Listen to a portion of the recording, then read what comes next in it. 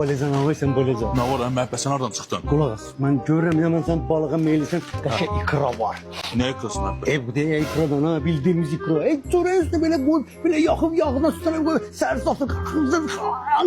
Ondan sen bilirsen ne bir şey. Ay Məhəbbət, sən də nə gəzir o ikra? Hardan sən? Ay ben bilim getirdim uzaklardan. Ay ikra bir Oradan sene. bilsən. Ay natural mı? Ay Məhəbbət, elə mənə ikra lazım idi. Oynaqlarımız adıma görə mən hər səhər həkim yazıb. Neçə versən? 20 manat. 20 manat ha?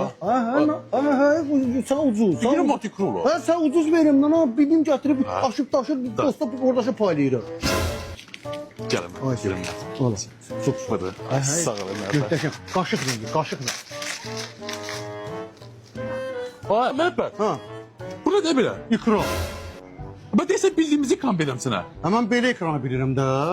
A bu badımızı ikrası değil Məhəbbət? Ha da başka ikra olur öyle danışsan ki bozarsın böyle sir sıfatınla üzüme. Adımdan ikra tuttan ha. A, mən... Yaxşı Məhəbbət. Ha, ha. Günah səndə deyil, Ha. məndə də deyil. Günah o ikrayla qara Ha. ikrana. Bunu eyni bak...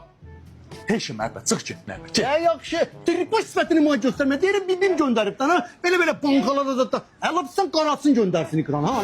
Ne deysen ha. Ay Məhəbbət, mən bas bana. Get. Yaxşı, ərzi qostancı ye geçsin ha. Vitamin de. Qara ikradı ilə gör nəyə satdı. Atı onunla.